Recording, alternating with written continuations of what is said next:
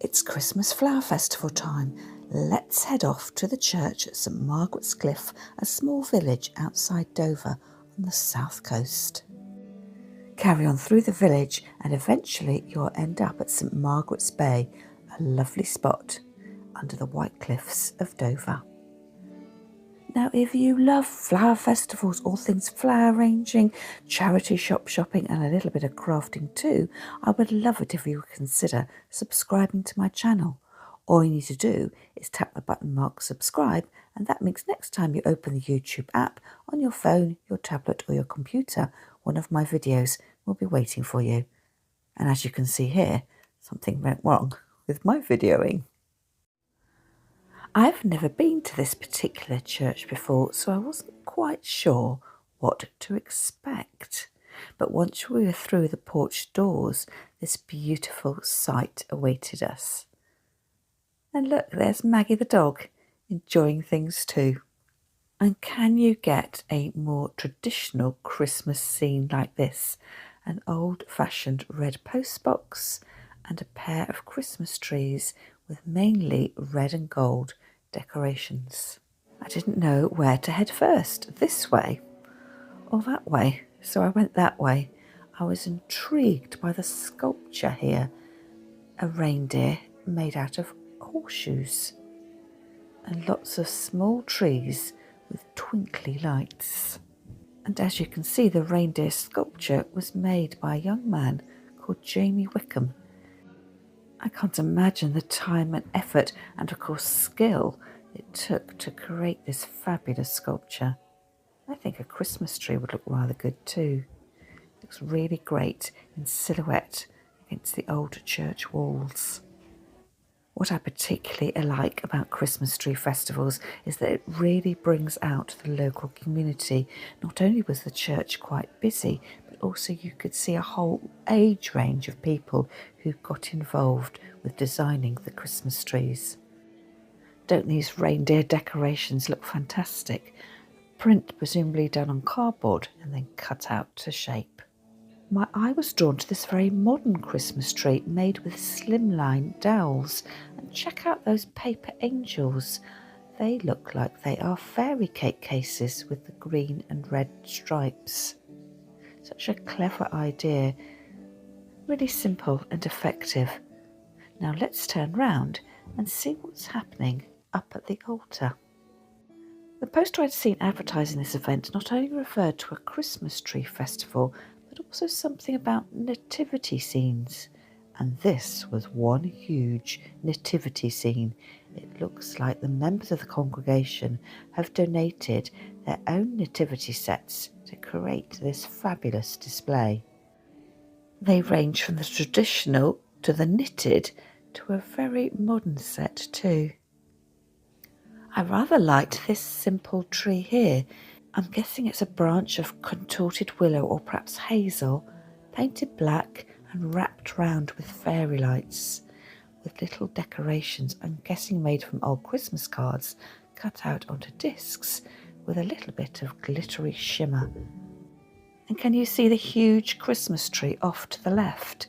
My husband told me he got talking to a chap who said this originally sat in the local Sainsbury's supermarket and it started to get in the way, so they donated it to the church. And from the glitz and glamour of an artificial tree, check out this arrangement made by the volunteers who look after the churchyard. There are so many clever ideas here.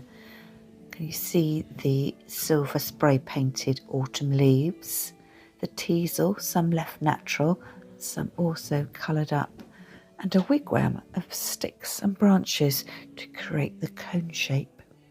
It's amazing how creative you can be with a few odds and ends. Just goes to show that if you're planning your own Christmas tree festival, it doesn't have to be full on expensive. You just need a little bit of creative imagination. Now let's head back down the aisle and see what we can find next. And I think this Christmas tree is created by the local food bank.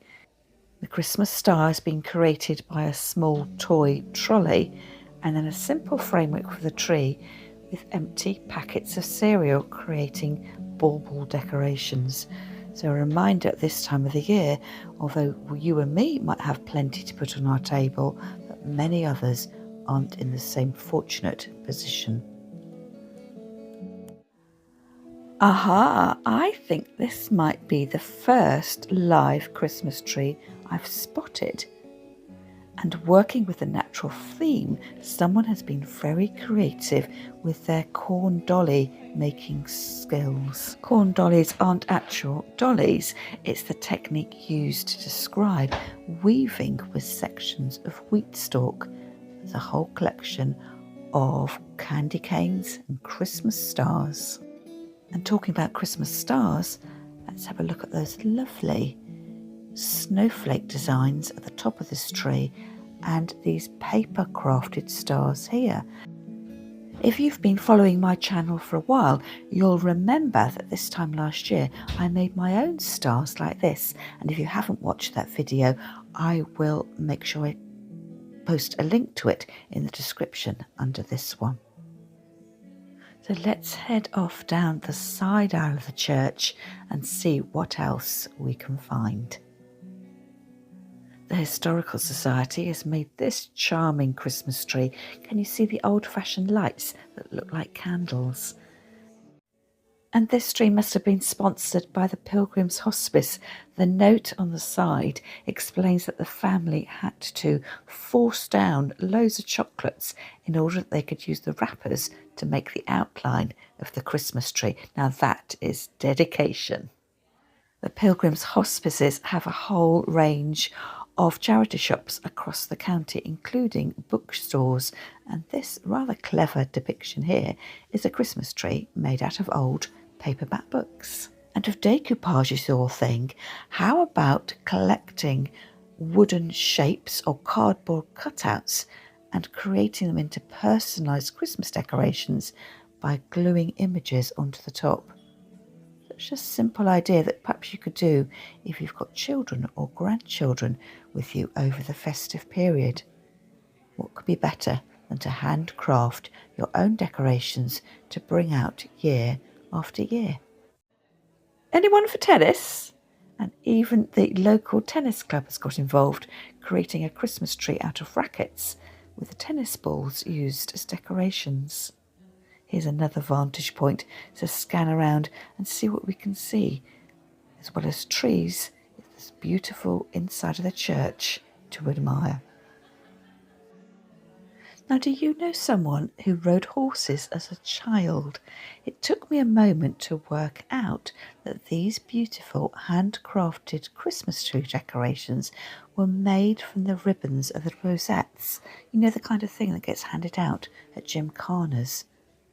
I thought this was such a clever idea, and if perhaps you have got a collection of medals, if you've ever been to a run or perhaps a flower arranging competition and you've been awarded a medal, they do tend to hang around the house for quite a long time, and perhaps you could repurpose the ribbons to create your own festive Christmas baubles. And from playing tennis to riding horses, it's making me a little bit hungry.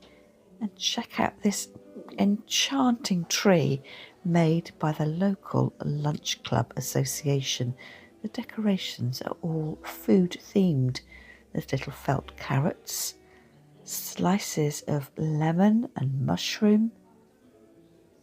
Again, a clever idea, and I can imagine that members of the lunch club would have sat around after their lunch and helped handcraft these decorations and had a chat.